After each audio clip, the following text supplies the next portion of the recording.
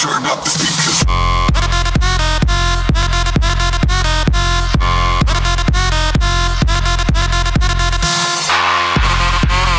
Bonjour tout le monde, ici The Rock. Aujourd'hui on se retrouve pour l'épisode numéro 30. Oui, déjà 30e épisode de BHGM avec l'Avalanche du Colorado. Dernier épisode, ça a coupé assez rapidement. Je vais vous montrer les lignes pour partir cette saison. On ne fera pas d'autres moves, à moins que ça chie. Mais première ligne, Alex Ovechkin, 36 ans, attaquant de 6 de potentiel. Donc je m'attends à ce qu'il descende. Il reste 200 à 7.5. Donc peut-être va prendre sa retraite cette année. On parle pas de ça, là, on veut simplement bien performer en saison et arriver en playoff et peut-être enfin connaître des bonnes playoffs. Donc Ovechkin, Matthew Sherbak, on change pas ça. Dackle, Turgeon, 89 overall, très bon centre de deuxième trio. Et Melnick, 87 overall. Donc c'est une deuxième ligne qui est correcte sans plus de Turgeon. La rend quand même assez forte. Troisième trio, Kyle Schwery. Pas Kyle, Kay Schwery, désolé. 85 overall, on s'attendait pas à le voir monter lui, mais il est monté. Attaquant top 6 pour 24 ans, très très bon, avec Brandon Dumitski et Kopaka. Donc c'est un trio, deux jeunes sur les ailes et un vétéran au centre, c'est parfait. Quatrième trio, on a Kamenev, Komachuk et Hayes, donc deux vétérans et un jeune, un plus jeune. Donc ça devrait bien aller du côté de l'attaque. Défensivement, Bigra 89 overall et Adam Larson 88. Parayko et Jake Bean, mais Parayko, s'il connaît pas une bonne saison, ça se pourrait qu'il parte. Je suis pas un grand fan de Parayko, beaucoup de pénalités. Pas le gars qui met le plus de points sur la feuille. Spencer et Sariemo. Donc lui, on va l'appeler Saren. Essa Saren. Donc, gardien de but, on le sait tous, c'est M&M. Franchise encore, 93 overall, 24 ans. Il peut encore monter ce gars-là. C'est incroyable. Quelle acquisition. On n'était pas sûr, mais finalement, ça a porté fruit. Et 93 overall comme gardien de but, ça peut faire une différence. Donc, on va simuler jusqu'au premier match contre les Jets de Winnipeg. Et on va voir ce qui va se passer. Donc, pré-saison, on s'en fout un petit peu. Je m'attends à finir d'être 3 premiers dans l'Ouest avec cette équipe-là. J'espère qu'on va réaliser cet objectif. J'espère vraiment. Donc, contre Nashville, victoire. Contre Dallas, défaite. Et contre Winnipeg, victoire. Donc, 5-1 l'affiche dans la pré-saison. Écoutez, rien à dire là-dedans. C'est très bon. Mais c'est quand même juste une pré-saison. On s'emballe pas avec ça, mais pas en tout. Donc, simuler le match. Première période, 1-0 Adam Larson. Nouvelle acquisition, il marque à son premier match. Deuxième période, 3-0 Austin Matthews et Komachuk. Donc les deux nouvelles acquisitions, Komachuk et Adam Larson marquent. Austin Matthews aussi et Jamie Hayes, le quatrième trio, le meilleur joueur de quatrième trio, marque. Donc c'est victoire de 4-0. Bonne première victoire et McNevin M&M prouve à tout le monde qu'il est prêt pour cette saison. Donc, on continue notre série de victoires. Première période, 1-0 Melnick sur le deuxième trio. Deuxième période, 1-0 toujours. Et troisième période, 3-0 Komachuk et Austin Matthews. Deuxième jeu blanc de suite pour M&M et deuxième victoire de suite pour l'Avalanche du Colorado. Bon début de saison, mais c'est quand même juste 2 matchs sur 82. Il en reste 80 à jouer. Washington Capitals, première période, 0-0. Deuxième période, 0-0. Troisième période, 2-1. Komachuk, troisième but en 3 matchs. Payarvi et Dackle. Donc McNevin, en 3 matchs, a accordé 1 but. C'est excellent.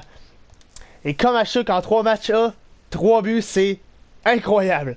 Contre les Rangers de New York, qui ont une fiche de 1-1.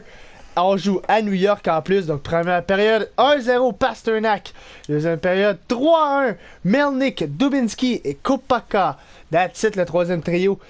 Troisième période, 5-1 Dackle et Kyle Schwery, son premier but dans la Ligue nationale, je pense, mais je suis vraiment pas sûr de ça. Mais son premier but cette année, ça c'est sûr.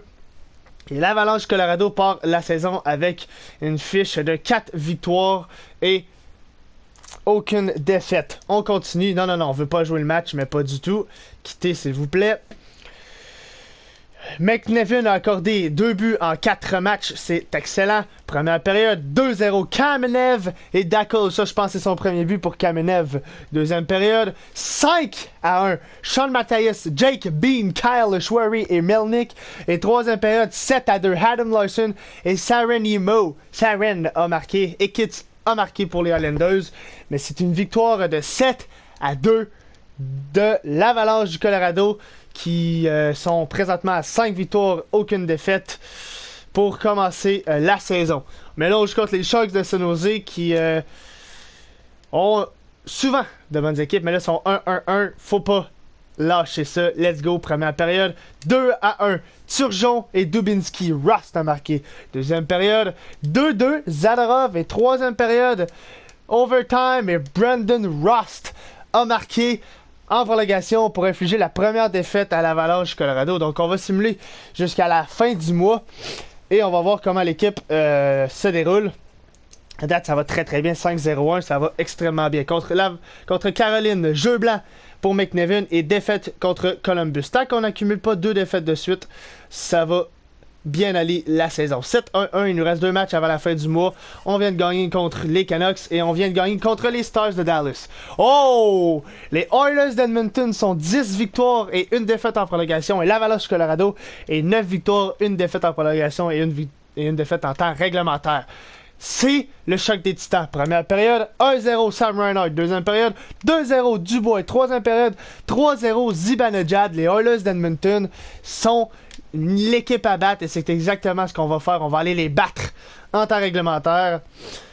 Si possible. Le Wild ont une très bonne équipe. Défaite en tir de barrage. Donc 9-2-2 l'affiche. Ça va un petit peu moins bien. Ça fait 2 défaites de suite qu'on a. Mais on a rebondi avec un jeu blanc et une victoire en prolongation. Et on affronte les Oilers d'Edmonton. Je pense que tous les matchs contre les Oilers d'Edmonton, je vais les simuler comme ça. Première période, 4-2. Turgeon, Ovechkin et Matthews ont Backstrom 2 fois. Deuxième période, 5-3. Melnick et Patrick Kane, ils ont vraiment une bonne équipe. Troisième période, 5-4. Timashov. Mais l'Avalanche Colorado bat les Oilers d'Edmonton. Donc ça va être toute qu'une rivalité, ça. L'Avalanche contre les Oilers. 12-2-2, l'affiche de l'Avalanche contre les Stars, 6-3. Donc ça va assez bien, là. Je suis vraiment content des performances de l'équipe. Contre Winnipeg, victoire de 1-0, un autre jeu blanc. Contre les Penguins, 4-2 et contre les Ducks, défaite de 6-2. Ok, les Ducks semblent savoir comment marquer des buts contre nous. Donc 14-3-2 les Oilers et 15-3-2 l'Avalanche Colorado. On est tacto Colorado, let's go. Première période. 2-1, Ovechkin et Jake Bean. Chinchirin a marqué. Deuxième période, 2-2 Zibanejad. Et troisième période, 4-2 Gauthier 2 fois. C'est tous des noms de joueurs qui ont de l'air boostés. Ils ont de l'air vraiment forts. Il reste 3 matchs. Si on peut gagner 2 sur 3, ça va bien finir le mois. Et on va aller voir où est-ce qu'on est dans le classement. Une autre victoire de 3-0. Et quel joueur fait bien et quel joueur fait mal. Contre Dallas, on se fait blanchir. Ça, c'est assez rare. Et 2 défaites de suite. Donc 16-6-2. Pour l'Avalanche du Colorado. On va aller voir les stats. Donc, QG des stats. Avalanche Colorado, on est deuxième dans la division. Les Blackhawks sont premiers. Minnesota Stars Predators. Donc, Minnesota et Blackhawks, c'est les 2 équipes à surveiller. Dans l'Ouest, on est troisième. Les Oilers et les Blackhawks nous devancent. Donc, dans toute la ligue, on va aller voir. Pour les buts par match, on est présentement 1, 2, 3, 4, 5, 6, 7, 8e. 3.1, c'est bien, je ne changerai pas ça. Et buts contre, on est présentement 2e. Donc les buts contre, on est très très bon. Powerplay 22%, c'est bien. Et PK 86%, c'est bien aussi. Donc on ne change pas les unités spéciales, ça va extrêmement bien. Le meilleur pointeur pour l'Avalanche Colorado est Alexander Ovechkin avec 25 points en 24 matchs. Ce gars-là n'arrête jamais. Austin Matthews, 22 en 24, c'est bon. Dackle, 17 en 24, c'est bon. Sherbak, 17 en 24, c'est bon. 16 pour Melnick, 15 pour Dubinsky, qui... Wow, quelle acquisition. 12 pour Turgeon, Kopaka, Kumashuk, Schwery, qui a un petit peu de difficulté sur le troisième trio, mais bon, c'est pas la fin du monde. Kamenev, Hayes, et voilà pour les avants. Pour les défenseurs, maintenant... Jake Bean, 15 points. Bigra, 14. Larson, 10. Saren, 6. Parenko, 4. Et Spencer, 3. Dans les filets, gardien de but, c'est tout McNevin. Il a été non repêché, ce goal-là. Wow. Une passe et 6 jeux blancs déjà. 9, 2, 9. comme pourcentage et comme moyenne 2.2. Donc McNevin, ça va extrêmement bien, ne lâche pas. On continue, on va encore simuler 2 mois. Et on va voir ce qui se passe. Est-ce qu'on a des matchs contre les Oilers? Non, je n'en vois pas. Donc on va simuler jusqu'au match contre les Canadiens de Montréal. Et après ça, on va voir comment l'équipe se comporte. Donc victoire de 5-2 contre les Sénateurs d'Ottawa. 3 matchs de suite dans l'Est. Les Red Wings sont très très forts, mais victoire de 3-0. Les Blues ont vraiment de la misère. 6-2, that's it. On continue. Caroline, victoire de 3-1, that's it. Donc c'est rare qu'on perde un match de suite. La mission de repérage, certainement. On va aller en Russie 3 semaines. San Antonio Rampage 18-6. 18-1, ça va très très bien pour eux aussi. Les Coyotes, les Coyotes ont bonne saison, puis on vient se faire battre. Donc des équipes comme ça, c'est important de les battre. Victoire de 3-0 contre les Flames et de 5-2 contre les Sénateurs d'Ottawa. Nashville, défaite de 3-0. Est-ce qu'on peut rebondir contre les Devils? Oui, 4-2. Les Ducks, les Ducks sont vraiment notre numéro cette saison-là. Je pense qu'on a gagné une fois et c'était en prolongation contre eux. Victoire de 1-0 contre Dallas, contre Winnipeg maintenant. Mission de repérage encore. On va aller ici pour 2 petites semaines. Winnipeg, défaite de 5-1, ouch. Défaite de 5-4, ouch. Donc, 3 défaites de suite, ok. Mauvaise passe pour l'Avalanche Colorado qui viennent d'en perdre 4 de suite et 4 avec 5 buts par match à chaque fois. 5 défaites de suite. Bon, victoire de 7-0 pour se remettre dans le droit chemin. Mais on repère un match. Je sais pas ce qui se passe, mais pas du tout. 26-16-2, la fiche pour l'Avalanche Colorado qui vraiment tombe un petit peu là, dans ce mois de janvier. C'est vraiment pas facile. Victoire de 3-2. Bon, au moins on vient d'avoir 2 victoires de suite. On s'est replacé tranquillement. Il reste quoi? 4 matchs avant la fin de la simulation. 3 sur 4, ça serait l'objectif. Mais on vient d'être blanchi face aux Red Wings. Défaite face aux Panthers. Contre les Blues, victoire. Et contre Chicago, ça serait important d'aller chercher une victoire. Mais non, ok. Je sais pas ce qui se passe, mais on n'est pas capable d'aller chercher aucune victoire. On va simuler jusqu'au match contre Columbus. Et après ça, on va arrêter la simulation et voir ce qui marche pas. Là. Toronto, défaite de 6-2. Aïe, mais que se passe-t-il avec l'Avalanche Colorado? 29-23.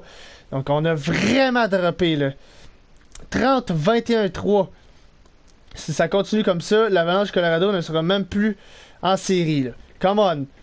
Faut gagner 2 matchs de suite. Là. Let's go. Là. Bon. 32-22-3. Ça se replace. 33-22-3. C'était pas facile. Là. Come on. On a rebondi avec une victoire. Pas 2 défaites de suite, please. Dallas, c'est une bonne équipe, mais ça veut rien dire. On est capable de jouer contre les bonnes équipes. Là. On est vraiment capable. Let's go, Dallas.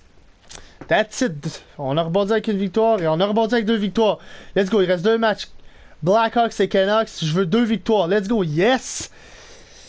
Let's go. Contre les Canucks, c'est défaite. Bon, c'est pas la fin du monde, mais on est quand même 36-24-3. C'est pas incroyable, mais pas du tout. Là.